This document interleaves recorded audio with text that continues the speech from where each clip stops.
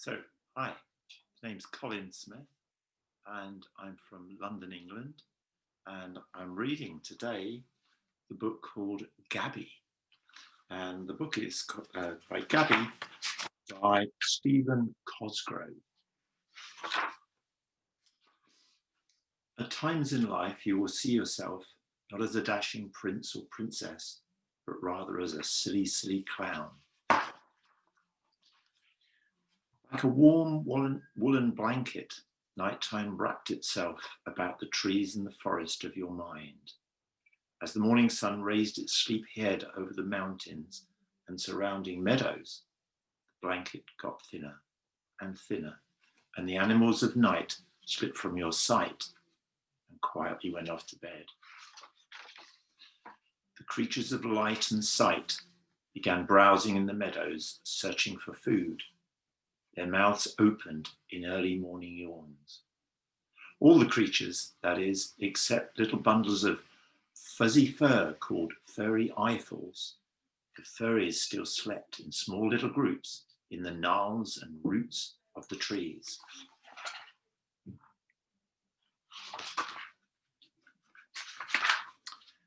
The shafts of morning light crept across the stumps and bumps and slowly warmed the furry eyefuls to a new and exciting day. They stretched and yawned and quietly began to file down to the pond at the edge of the forest, looking for beautiful things.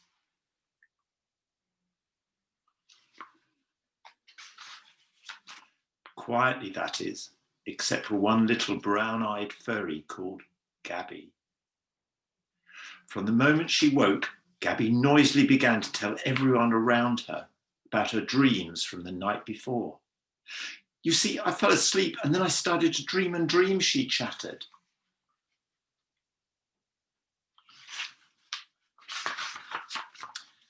The other furries gently tried to ignore her as she babbled on and on. I must have fallen asleep really quickly, you know, right after dark. It seemed like I hadn't slept at all when I started dreaming. And it wasn't one of your normal dreams, but a real special dream, like I always have. Shh, the other furries whispered. She looked around in total amazement and asked, why? You mean you don't want to hear about my dreams? No, said one of the furries as he took her off to the side of the trail. We're going to the pond at the edge of the forest. It's here that we wish to see the great swans of dawn before they lift their wings and fly away into the morning sky. Oh, she murmured as they continued down the trail. I knew it was something important, or you would have wanted to hear about my beautiful dream. Boy, was it a beautiful dream. Shh, the others whispered in unison.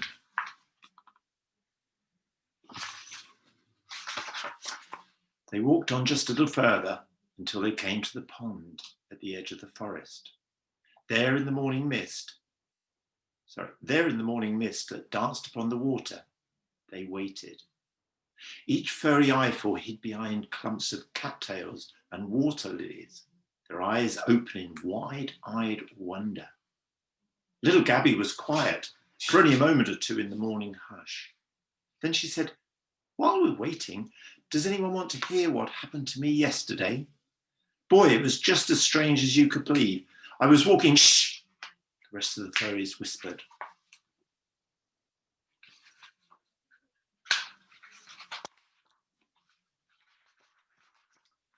Moments later, sailing regally like two magnificent ships, the swans of dawn began to swim into view. Their feathers were ivory-coloured beige, and their arched necks bobbed gently as they slipped along the lapping waters of the pond. Just as the swans were close enough to view in all their splendour, Gabby stood and said in wonder, boy, you guys were right. They are pretty. I saw something almost as pretty last week when I was walking near the mountains at sunset. The swans, startled by a voice in the stillness of the morning, reached out with their wings and, grabbing a bit of the morning mist, lifted high into the sky.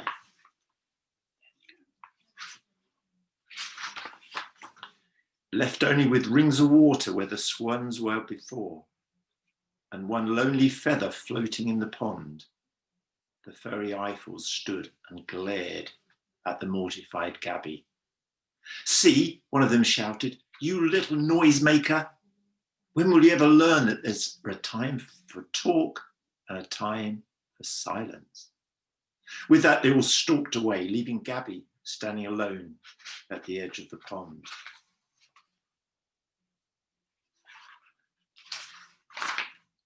Thereafter, whenever Gabby tried to talk to any of her fellow creatures, they would either walk away or pretend they'd heard nothing more than the rustling of the wind. No matter what she said, they would look right through her and walk on by. She became so desperate for someone to talk to that she began to talk to the trees. She would talk on and on and on and on, but the trees didn't seem to listen, and they never talked back.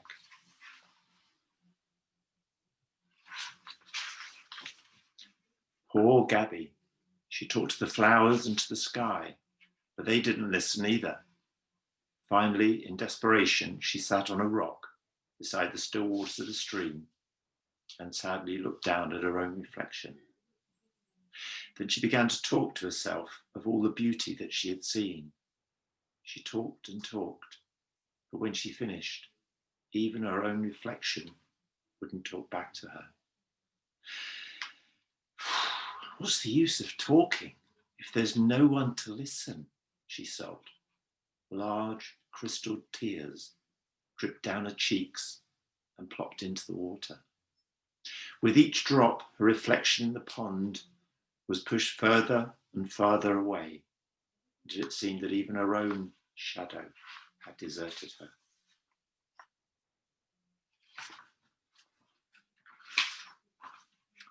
Her sobs were interrupted by a soft, slithering noise behind her.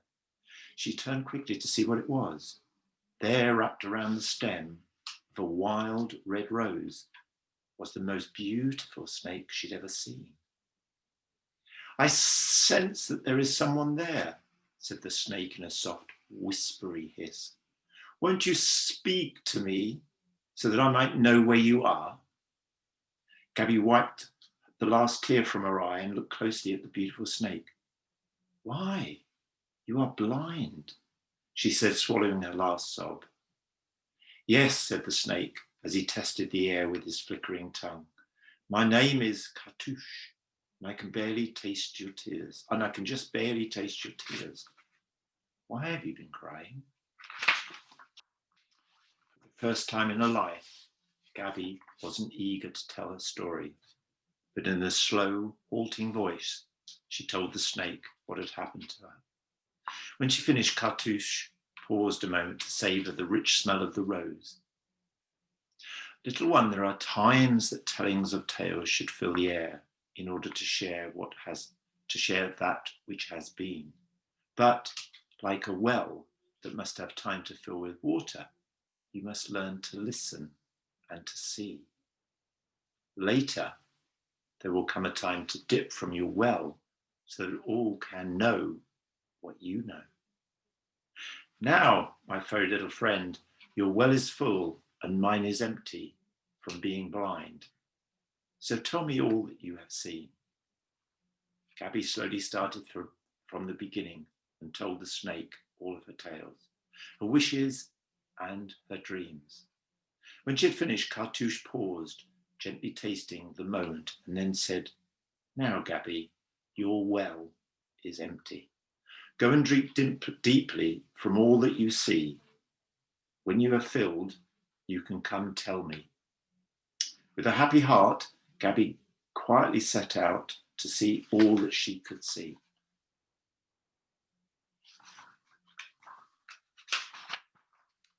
Thereafter, Gabby saw everything that she could see and listened to all that she could hear. Then she would rush back to tell Cartouche of the world around her. And sometimes when the time was right, perhaps when watching the glittering firelight with other fairy Eiffels, Gabby would tell a story and then be quiet. Sorry.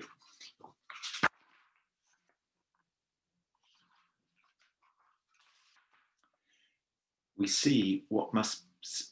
see what we must see. Bright dawn, the sunlights glisten, but sometimes, like Gabby, we must also learn to listen. All done.